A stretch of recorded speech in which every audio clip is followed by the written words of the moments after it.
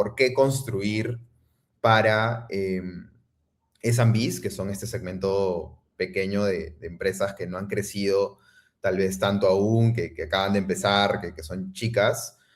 ¿Por qué construir para ellos y cómo construir para ellos? ¿No? ¿Cuáles son los aprendizajes que nosotros hemos tenido como ya vendió y sobre todo los fundamentales, los por qué, que creo que en producto y en tecnología nos falta mucho hablar de esos porqués, de esos fundamentales pues detrás. Ahí igual esto no me gustaría que sea un monólogo, así que en cualquier momento, no sé si ahí Chris o alguien me sueltas los comentarios por acá porque no los puedo ver, porque no estoy conectado ahí en YouTube, pero nada, cualquier cosa, ahí feliz de responder dudas, responder preguntas.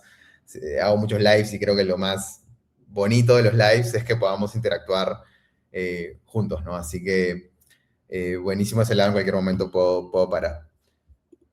Bien, entonces quiero empezar con una pequeña historia. Estos de aquí que les he puesto acá en foto son mis padres, que acaban de regresar de China, hicieron un viaje por China por 2 meses, ¿no? Entonces, eso es un sueño que ellos tenían, ¿no? Pero su camino no ha sido para nada fácil, ¿no? Ellos son dos inmigrantes de provincia, mi papá de Amazonas, de Rojas de Mendoza, mi mamá sí es de Lima, pero bueno, de familias bastante humildes.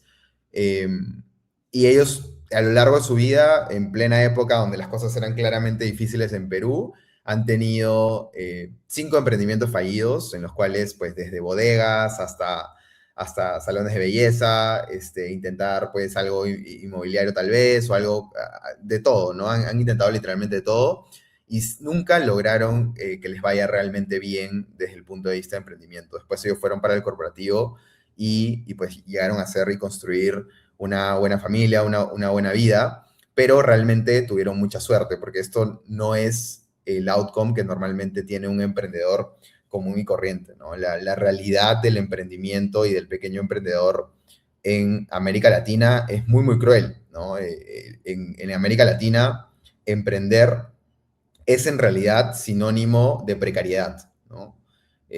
¿Por qué es eso, no? Si ustedes ven, y acá les he puesto los ratios de mortalidad a 5 años de empresas formales, porque obviamente en Latinoamérica tenemos también mucha informalidad, o sea, esta estadística, si contamos a los informales, sería aún peor, ¿no? De cómo es la mortalidad, es decir, cuántas de las empresas sobreviven o mueren en realidad en los primeros 5 años de operación.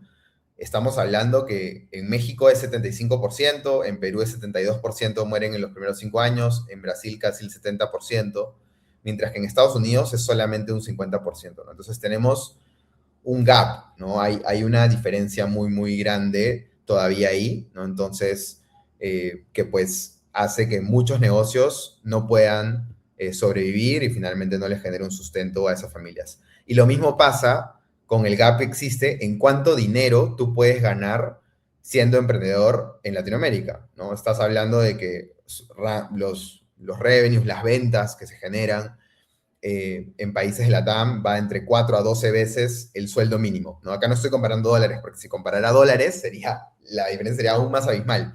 Pero estamos hablando de 4 a 12 sueldos mínimos, con un sueldo mínimo muy, muy bajo, versus que en Estados Unidos es 26 veces, ¿no?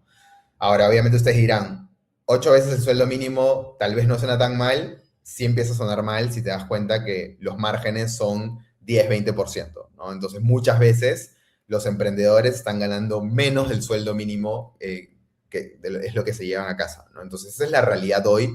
Hay una oportunidad muy grande de que esto sea diferente, ¿no? Entonces, es un ecosistema muy, muy precario, muy, muy complejo, muy, muy difícil de atender. Tanto así que los fondos de Venture Capital o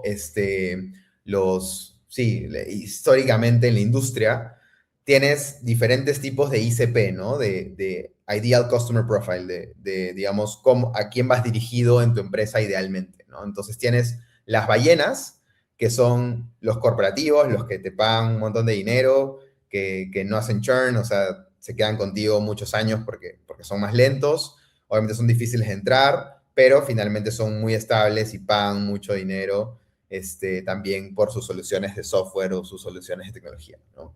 Después tienes el mid-market, que se les llama los venados, ¿no? Que pues son muchos más abundantes, se mueven un poco más rápido que las corporaciones, pagan también un buen dinero. Y después a las S&Bs le dicen las ratas, ¿no? Qué horrible, o sea, qué horrible esa forma en la cual le dicen a las pequeñas empresas, ¿no? ¿Y por qué le dicen las ratas? Es porque históricamente las S&Bs, estos pequeños negocios, son un segmento muy, muy difícil de escalar con software, ¿no? O sea, son muy difíciles de escalar. ¿Por qué? Porque son muchos, entonces son muchísimos, tienes que tener una estrategia de go-to-market, o sea, de ir hacia ellos, pues muy masiva, ¿no? Muy difícil hacer ese go-to-market tan masivo a un bajo costo.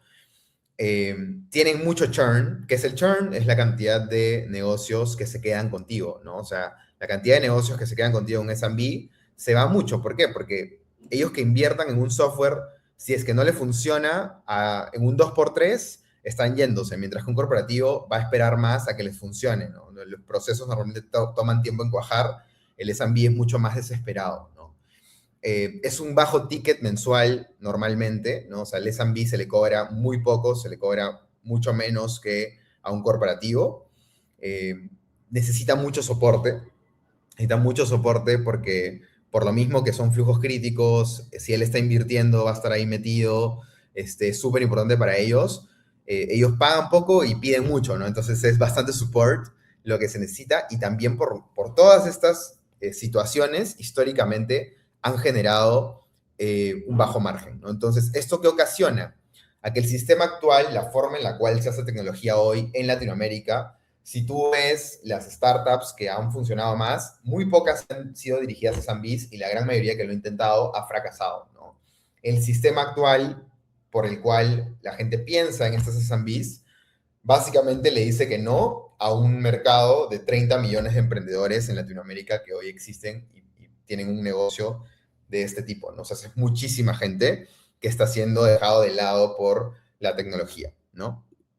Ahora, nosotros en Ya Vendió creemos fundamentalmente que esto no es tanto así, ¿no? O sea, que realmente el mercado, el sistema o la forma en la cual se piensa de estas S&Bs es la forma equivocada, ¿no? Para nosotros, claramente no son ratas, ¿no? Para nosotros más bien son quiz, ¿no? ¿Por qué son quiz? Es porque en realidad son muy, muy abundantes, son muchos, para nosotros sí son una fuente real de valor, o sea, como un buen peruano, el quiz se puede comer, ¿no? Entonces sí puede generar un negocio alrededor de los quiz, y son sobre todo malentendidos, ¿no? Entonces, ¿qué pasa, no? En realidad, si uno mira esta situación, no necesariamente es la misma en otras partes del mundo, ¿no? Entonces, en América Latina, las pymes son el 60% de la fuerza laboral, ¿ya? O sea, es decir, es muy, muy abundante, hay muchas, muchas pymes, pero solamente generan el 25% del PIB, ¿no? Entonces, mientras que en Estados Unidos son menos, son el 46%, pero representan el 44%, o sea, son mucho más eficientes, mucho más efectivas, están ganando mucho más dinero, ¿no? Entonces, esa es la oportunidad. Nosotros vemos que no se está construyendo software para estos quiz. Entonces, por lo tanto, si nosotros construimos de la forma adecuada y pensamos realmente en cuáles son los dolores específicos de estos quiz, sí podríamos, pues, lograr hacer un negocio bastante grande, ¿no? Bastante importante. Ahora, me voy a poner un poco técnico, ¿ya? Y si hasta acá tienen alguna duda, feliz de responder, feliz de contestar. Voy a traer acá un framework de un libro que a mí me gusta mucho, ¿ya? Y que realmente si ustedes quieren emprender o que están haciendo un nuevo producto con inteligencia artificial o no, independientemente de eso, este framework es bien importante, ¿ya? Independientemente si están en una corporación o si ustedes mismos quieren emprender, etcétera. Este libro se llama Pattern Breakers. Y es todo un libro dedicado a un pata muy, muy, muy famoso, un venture capital, un inversionista muy famoso, que te explica cuáles son las características principales de ideas que cambien completamente el mundo, ¿no? O sea, de compañías que puedan cambiar completamente el mundo o de productos que puedan cambiar completamente el mundo. Entonces, normalmente las características comunes son estas tres, ¿no? Primero, resuelven algo que o están basadas en una idea que es contraria, que ahorita voy a explicar qué significa esto, contraria pero cierta, que tiene un interno, un insight interno que tú has descubierto como emprendedor o tú has descubierto como compañía que nadie más tiene o que muy poca gente tiene o que no es tan obvia, un insight clave interno y que está siguiendo un punto de inflexión externo. Ahora voy a explicar estas tres cosas, pero este es el framework que voy a utilizar para explicar esto, ¿ya? Entonces, ¿qué significa esto, no? Vamos por partes. Vamos por el primer punto, que tiene que ser contrario pero verdad, ¿no? Entonces, tú tienes, imagínate estos cuatro cuadrantes, ¿no? En lo cual tú puedes tener ideas que todo el mundo esté de acuerdo, ¿no? Que esto significa que está en consenso y es verdad, ¿no? Entonces, que todo el mundo está de acuerdo y es verdad, ¿no? Entonces, un ejemplo de eso puede ser, no sé, todo el mundo cree, o cuando no existía el carro, todo el mundo era consenso de que la mejor forma de transportarse era un caballo, ¿no? Y con carruaje, ¿no? Entonces, si tú te quedas ahí en el consenso y verdad y haces negocios alrededor de eso, no vas a hacer nada disruptivo ni nada grande, ¿ya? Nada que vas a poder ser demasiado grande, ¿no? Porque ya es consenso, ya es obvio, todo el mundo lo está haciendo. Después tienes consenso y falso, que ese ni lo explico porque no tiene sentido que hagas algo que que es consenso y falso, es obviamente que es falso. Pero de ahí está contrario y falso, que es donde muchos emprendedores pueden estar, que quieren simplemente tener una idea diferente, pero que no es verdad, ¿no? Entonces, ahí simplemente es el típico caso de cuando salían las apps, voy a hacer app para todo, ¿no? Cuando no era necesario hacer un app para todo, ¿no? Entonces, eso es una idea contraria, pero falsa. O sea, tú puedes decir, ah, sí, o sea, no mucha gente creía que las apps eran posibles en, no sé, el 2007, el 2006, pero sale Loops no sé, OpenAI, el de fundador de OpenAI, Sam Altman, y al final igual no funciona. Esa era una idea contraria, pero falsa, ¿no? Entonces, pero de ahí tienes estas de aquí, que son difíciles de encontrar, porque son contrarias, que significa que es contrario, que no mucha gente las cree, pero que son verdad, ¿no? Entonces, este es el caso, por ejemplo, que nosotros creemos que pasa con las S&Bs, ¿no? Con estos pequeños negocios. Todo el mundo cree que no se puede hacer algo con las S&Bs, pero nosotros sí creemos que es verdad. Y es una tesis que obviamente hay que probar, ¿no? Y es ahí donde entra el pucha, invertir dinero y por qué empresas se quiebran, es porque buscan probar que algo contrario, que algo que no todo el mundo cree que es posible, lo buscan hacer posible, ¿no? Y buscan que sea verdad. Y muchas veces terminan, pues, siendo contrario y falso y quebrando su empresa, ¿no? Ahora, ¿por qué es importante que uno esté trabajando, sobre todo en temas de inteligencia artificial, sobre todo en temas de disrupción tecnológica, sobre todo en temas nuevos, en cosas que sean contrarias pero verdad? Es porque te da un tiempo para que no tengas competencia, ¿no? Para que sea un edge en el mercado, ¿no? Entonces, te quedas sin competencia un buen tiempo hasta que es demasiado tarde y ya construiste tus barreras de entrada o tus barreras de salida, ya construiste tu defensibilidad, ¿no? Entonces, acá el ejemplo es el que ya les había dado, que por ejemplo en Ya Vendió, pocos creen, pocas personas en el mundo, si hablamos con inversionistas o hablas con gente, pocas personas creían que se puede hacer algo para S&Bs como pilar para una startup, ¿no? Y eso es una creencia común, que por eso se le llaman las ratas, ¿no?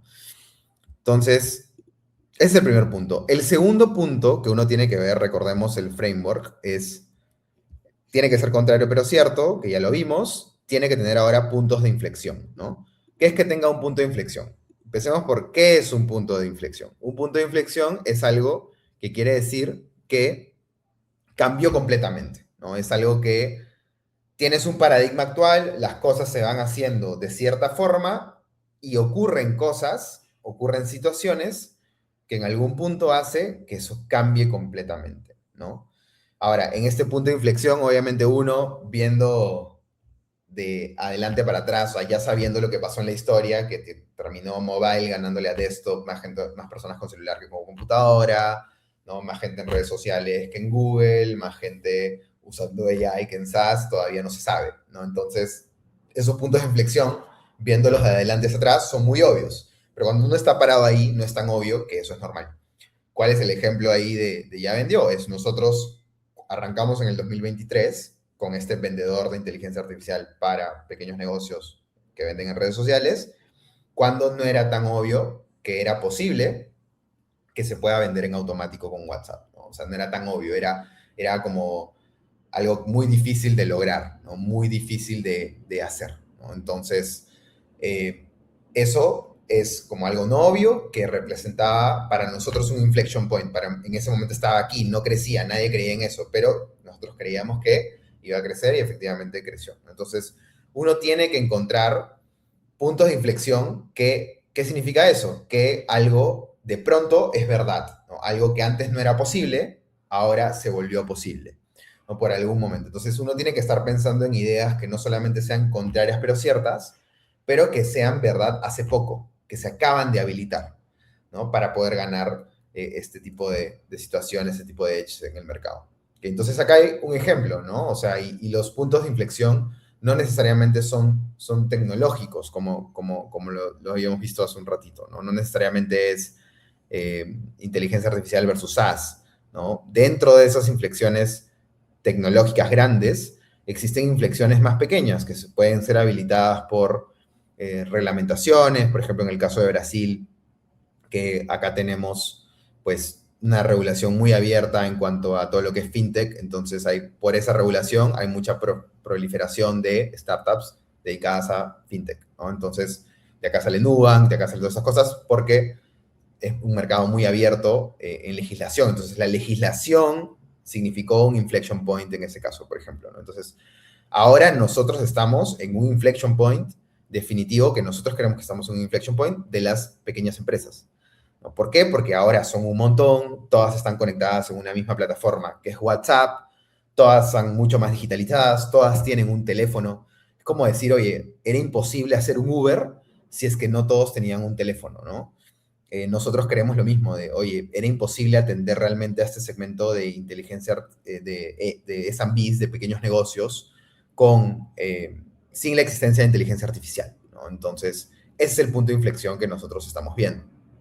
¿Ya? Entonces, acá les doy el ejemplo más claro, ¿no?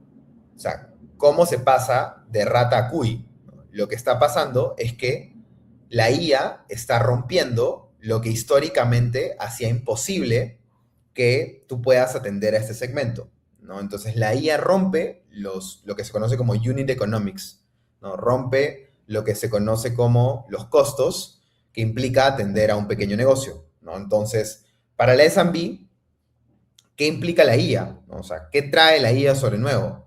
Implica que le estás dando acceso a personas quote unquote, en verdad decía, a labor, ¿no? A talento, por así decirlo, que es IA, que es mucho más calificado del talento que la empresa normalmente tenía acceso a ese costo, ¿no? Entonces, ¿a qué me refiero? ¿No? Y un ejemplo claro de esto. Tú ponte a pensar en una empresa de ropa, ¿no? La empresa de ropa, ¿qué opciones tiene él para contratar que le hagan sentido en su negocio? O sea, no le alcanza para contratar al consultor de no sé dónde o al ultra profesional de tal lugar, entonces termina no contratándolo. Y por no contratarlo, termina con una empresa muy ineficiente, ¿no? Termina con talento que no está calificado, termina con talento que solo puede hacer cosas muy básicas, ¿no? Entonces, eso hace que el S&B no sea competitivo. Pero ahora con inteligencia artificial, que tú puedes tener agentes que actúan como personas muy calificadas a muy bajo costo, de pronto hay muchos negocios, la tienda de ropa se hace más eficiente y de repente la tienda de ropa en lugar de tener una sola tienda, ahora puede tener 10. ¿Qué más pasa, no? ¿Qué más está pasando por el S&B? Lo otro es que ya no necesita tener skills de management, ¿no? Mientras que antes para poder escalar un negocio de ropa, de e-commerce o de lo que sea, necesitabas un equipo de 30, 40, 50 personas. El pequeño emprendedor no tiene las habilidades blandas ni los skills técnicos para liderar un equipo de 30, 40 personas. La cantidad de emprendedores que lo puede hacer es muy pequeña, ¿no? Entonces, si ahora IA se vuelve tus empleados y ya no tienes tantas personas, se vuelve una operación mucho más simple de manejar. Entonces, eso se le llama que ya no tienen management overhead, ¿no? Y lo mismo pasa con la capacidad operativa que pueden tener, ¿no? Entonces, tú como S&B, antes, pues toda esa suma, ¿no? De cosas, de costos altos, mal talento y mala capacidad operativa hacía que sea imposible tu negocio, cuando hoy lo puedes escalar básicamente con 3 4 personas, ¿no? Eso para el lado del S&B. Y por el lado del producto, ya uno como emprendedor de tecnología o uno como persona que está creando una empresa tecnológica o un producto tecnológico, ¿qué significa la AI? Significa que tú ahora puedes dar un servicio muy, muy, muy alta calidad a un muy bajo costo, porque ya no lo tienes que hacer con personas. Ahora lo puedes hacer también con inteligencia artificial, ¿no? Entonces, el costo de servir al S&B que te necesitaba mucho, que era high touch, que requería mucho soporte, se vuelve muy, muy bajo, ¿no? O sea, empieza a bajar. Entonces, es menos costo para el S&B y menos costo para el producto, y eso significa que ahora este tipo de negocios sí se pueden hacer viables. Un ya vendió ya es posible, y antes no era posible. Entonces, a eso me refiero con un inflection point, ¿no? Tercer punto, el key insight, ¿no? De nuevo recordemos el framework que les estaba mostrando. ¿Qué tres cosas tienen que haber, no? El contrario pero cierto, que ya lo vimos, los puntos de inflexión y el internal key insight, ¿no? El internal key insight ya no es algo externo, porque si te das cuenta, estas cosas, AI y todo esto, son revoluciones externas que han llegado a nosotros, pero no es algo, no es un aprendizaje interno que nosotros tenemos, ¿no? Y acá quiero mostrarles cuál aprendizaje interno nosotros tuvimos, ¿ya? Para nosotros el key insight que tuvimos es que los pequeños negocios de comercio en redes sociales, específicamente esa industria, siguen una curva exponencial y no una curva normal, ¿ya? Y sorry por ahí haberme puesto algo técnico, pero creo que ustedes son personas que van a entender esto bastante bien. ¿A qué me refiero, no? ¿Qué es una curva normal y qué es una curva exponencial de Power Law? ¿Cuál es la diferencia, no? La curva normal es cuando tú, por ejemplo, tienes una clínica o un restaurante, ¿no? ¿Cuánto es la capacidad máxima de una clínica o un restaurante? Si tú quieres triplicar o multiplicar por 10 las ventas de un restaurante, no hace falta solamente vender más. Hace falta que tengas un local más grande o otro local, que contrates muchas más personas para que cocinen la comida, que pues hagas todos los deliveries, los despachos. O sea, hay muchas variables que hacen que un restaurante, lo mismo pasa con una clínica. ¿Qué pasa si quieres escalar una clínica? Necesitas pues eh, muchos más doctores, muchos más lugares donde atiendan, y etcétera. Entonces, no son tan hiperescalables, ¿no? Entonces, sí, una distribución normal, ¿no? Va a haber algunas clínicas más grandes que otras, pero no van a haber como clínicas que podrían escalar a 10 veces, 100 veces su tamaño en un año, ¿no? Eso es imposible. Pero en el lado del social commerce, que son estas ventas que se dan de productos, nosotros ¿qué encontramos? Es que nuestros clientes sí pueden escalar 20, 30, 40 veces sus ventas de su negocio en pocos meses, ¿ya? ¿Por qué pasa eso? Es porque en un e-commerce, pues, lo único que te impide es tu inventario. Sí tienes límites, pero tus límites son mucho más fáciles de romper, ¿no? Simplemente traes más inventario, traes más, importas más, y no, o utilizas un third party, una tercera persona, y simplemente es, oye, necesito más publicidad, y si tú puedes responder, tu limitante es la cantidad de respuesta que puedes tener en WhatsApp, la cantidad de respuesta que puedes tener en redes sociales para cerrar las ventas, pues no hay un límite, o el límite es muy, muy alto. Entonces te da para que un negocio que arranca vendiendo $1,000 llegue a 20,000, 30,000. Tenemos negocios que han llegado hasta $100,000 al mes, ¿no? Entonces, multiplicado por 100 su negocio, ¿no? Y se puede hacer eso. Obviamente ahí ya empiezan a tener otros problemas, tipo logísticos, etcétera. Pero el punto es que el upside, o la cantidad de veces que puedes multiplicar ese negocio, es muy, muy grande, ¿no? Entonces eso se le conoce como un power law. Eso es lo que nosotros descubrimos después de trabajar con muchos, muchos negocios, ¿no? Entonces, esto es lo que vimos, ¿no? Nosotros lo que empezamos a ver es que, claro, estos negocios tienen un alto churn, que recordándoles es que muchos de estos negocios se van porque muchos de estos negocios fracasan, ¿no? Abren su negocio, pasan 3 4 meses y se van. Entonces tienes normalmente esta curva, que es lo que normalmente pasaría sin AI. Esta curva de aquí, de abajo, es lo que pasaría sin AI, ¿no? Si uno no tuviera AI, pues empiezas con algunos negocios, empiezan a subir y empiezan a perder este valor, ¿no? Empiezan a como, irse. Y como se van y no crecen, pues terminan reduciendo el ingreso que le puede generar un negocio. Pero ¿qué pasa cuando le metes AI? Si los negocios están creciendo y así se vayan algunos negocios, estos negocios que crecen compensan, digamos, compensan estos negocios que se van, ¿no? ¿Qué quiero decir?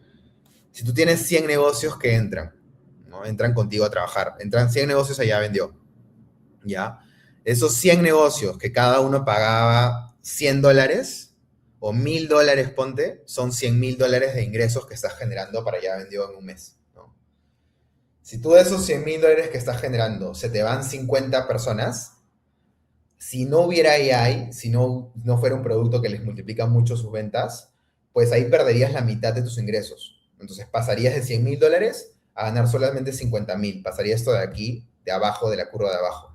De $100,000 pasarías a ganar solo 50,000. Mientras que, si es que cumple este power law dramático en que algunos de esos negocios, esos 50 negocios que se te quedan, 10 de esos negocios multiplican por 100 su negocio, automáticamente estás en una curva más como esta, ¿no?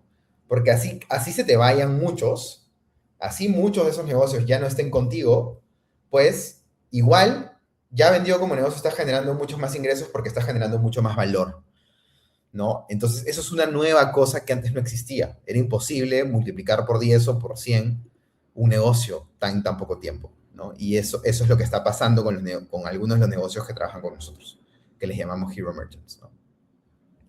Entonces, ¿qué es el Power Law? Ahí veo que hay una persona que está preguntando en más técnico. Es el típico 80-20 ahí, Eder, que te explican en la universidad, ¿no? La ley de Pareto es un ejemplo claro de Power Law.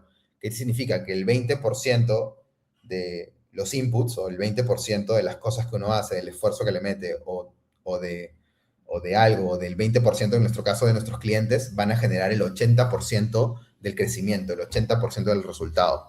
Entonces, hay en el mundo, en la naturaleza, en el universo, hay cosas que siguen una distribución normal, que es más tipo la estatura de las personas va a variar entre 1,50 hasta 2 metros y algo. No vas a encontrar nunca a alguien de 3 metros, ¿entiendes? En cambio, en un Power Law sí. Sí puedes encontrar un negocio que crece 100 veces. Y si lo encuentras, pues eso paga todo el esfuerzo que estás haciendo, ¿no? Entonces, eso es un poco cómo funciona, nos hemos dado cuenta que funciona en este tipo de negocios social commerce gracias a la inteligencia artificial, porque pueden escalar por 100 su negocio, siempre y cuando obviamente se use bien, no les pasa a todo el mundo, pero le pasa como a un 15% de clientes que multiplican por 10 su negocio o más, ¿no?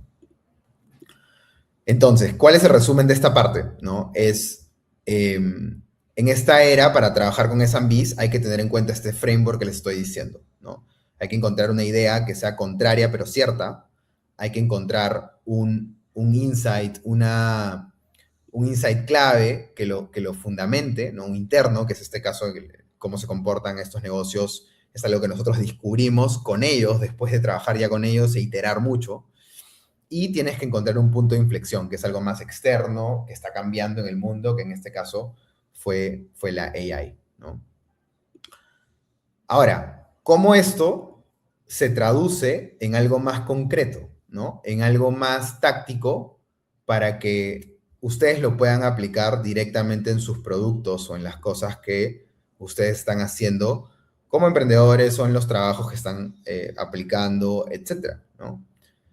Entonces, el primer aprendizaje de todas estas cosas que nosotros estamos viendo es que el producto, y si se dan cuenta todo lo que he hablado, mucho ha sido de, ¿sabes qué? Soporte, success, usar la IA en costos, cómo reduce los costos del negocio, etcétera, ¿no? Entonces, la IA no solamente se piensa en el core product, ¿no? O sea, es decir, por ejemplo, ya vendió, tiene un core product de IA, ¿no? Es un vendedor virtual de inteligencia artificial que cierra ventas, ¿no? Ese es el core product.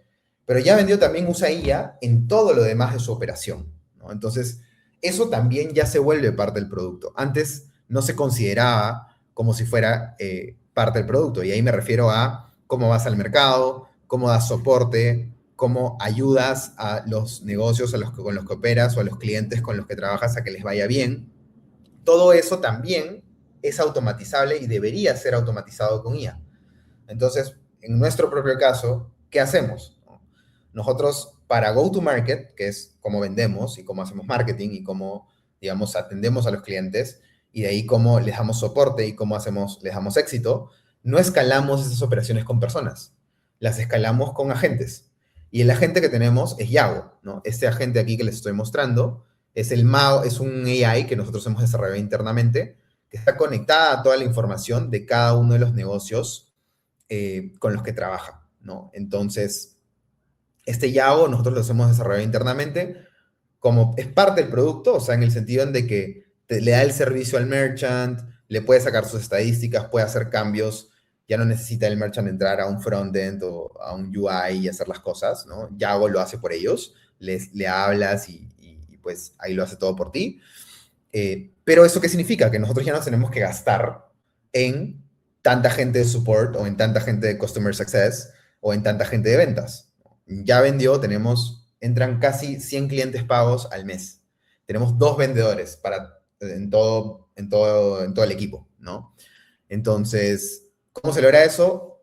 Haciendo que go-to-market y support y success también sean parte del producto, o sea, los pienses como parte del producto, ¿no? Incluyendo la coordinación con humanos y todo, ¿no? Entonces, en verdad, creo que eso para nosotros, cuando entendimos que AI puede ser también una palanca para reducir costos internamente y eso habilite finalmente que podamos atender a menor costo a las personas, es completamente un habilitador, ¿no?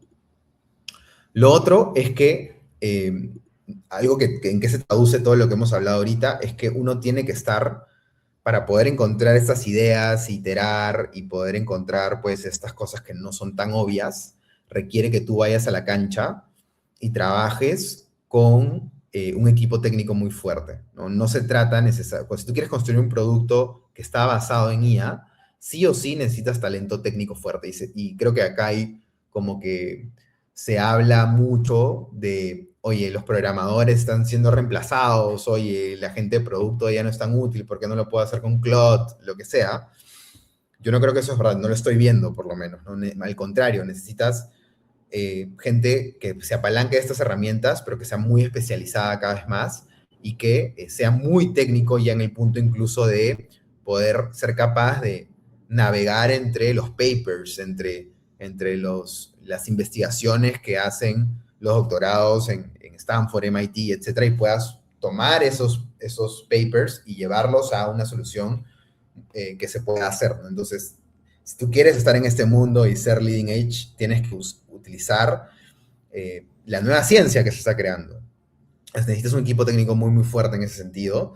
Lo mismo pasa con todo lo que es data, documentación. O sea, estos agents no sirven si no tienes data y no tienes documentación bien organizada y capturada, ¿no? Entonces, nosotros no se trata, al comienzo pensábamos que se trataba simplemente de conectar ChatGPT o conectar esto o usar algún tool y ya, cuando no es así, ¿no? O sea, realmente si tú quieres ser una organización que basa todo en IA, todo tiene que estar súper documentado porque si no tus agents, tus agentes, tus inteligencias artificiales que navegan a través de tu organización no van a funcionar, ¿no? Y tampoco las que atienden a tus clientes, ¿no?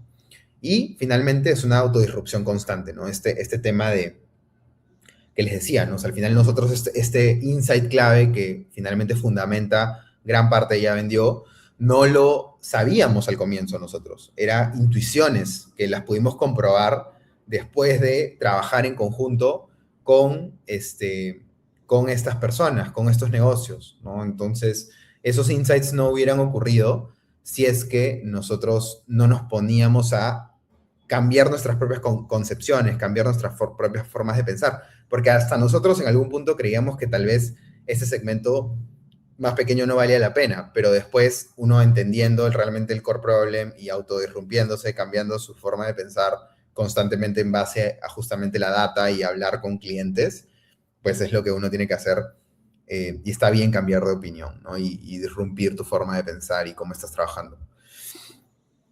Bien, y el último punto, el último consejo que les voy a dar aquí es que si ustedes están construyendo un producto para SMBs, ¿no? O sea, para estos negocios pequeños, uno tiene que empezar con cuál es el punto más crítico de control que tienen estos negocios, ¿no? Entonces, nosotros en nuestro caso empezamos con algo que les dolía demasiado, ¿no? O sea, es súper crítico para ellos vender, ¿no? ¿Qué es más crítico que vender para un pequeño negocio, ¿no? Entonces, nosotros nos hemos vuelto central en ellos y le toman mucha importancia porque representamos el 100% de su canal de ventas, ¿no?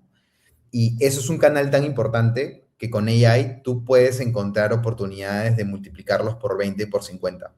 Si tú te enfocas en algo que es completamente alternativo para un pequeño negocio, no vas a poder generar incrementos de 20 o 50 veces de creación de valor, ¿no? Entonces, tienes que enfocarte en algo que realmente le queme a ese pequeño empresario, ¿no? Si no le está quemando lo suficiente o no está la oportunidad de que eso le genere 20 o 50 veces más valor, entonces no va a pasar esto, ¿no? Entonces tienes que encontrar, y esto es diferente en cada nicho, ¿no? Tal vez ahí hablé de clínicas, hablé de restaurantes, que en nuestro caso no se podía hacer, pero tal vez sí se puede hacer enfocándote en otro problema que ellos sí tengan, que pueda tener un 20 o 50 veces upside, ¿no? 20 o 50 veces oportunidad de crecer. Entonces, tienes que encontrar cuál es ese control point, cuál es ese punto inicial crítico en el cual te vas a enfocar. En nuestro caso fue las ventas y toda la parte de catálogo, estructura de tus órdenes, ¿no? Toda la parte de comercio que existe, ¿no? Poder manejar un catálogo extenso. Esos eran retos técnicos que teníamos, pero que sabíamos que valían la pena resolver, ¿no? Porque era específicamente los dolores que ellos tenían muy altos, ¿no? Nosotros siempre estuvimos súper tercos, estuvimos casi un año con un vendedor que no funcionaba bien y casi sin clientes, porque el vendedor no funcionaba bien. ¿Por qué? Porque lo habíamos puesto a un scope de, oye, el vendedor tiene que poder vender solo. Eso era muy difícil de hacer cuando nosotros empezamos, entonces nos tardó casi un año en hacerlo bien. Y obviamente probándolo en el mercado, probándolo en la cancha, pero no terminaba de convencer a las personas y cerrarlo hasta que lo logró, ¿no? En base a mucha prueba y error con muchos clientes. Entonces, estuvimos tercos en eso porque sabíamos que eso era un punto de control crítico y si es que no lograba vender solo, al final no iba a poder hacer ese 20-50x a estos negocios. Y ya después nos estamos expandiendo hacia otros puntos, ¿no? Entonces, es en pensar en cuál es el punto de control crítico y ya después piensas en qué es lo que sigue, ¿no? En nuestro caso sigue los pagos, sigue un RP, ¿no? Manejo de inventarios, manejo de financiamiento, manejar tus anuncios, crear contenidos. Hay otras cosas que estamos haciendo cada vez más, pero siempre iniciamos de un punto de control fuerte, ¿no?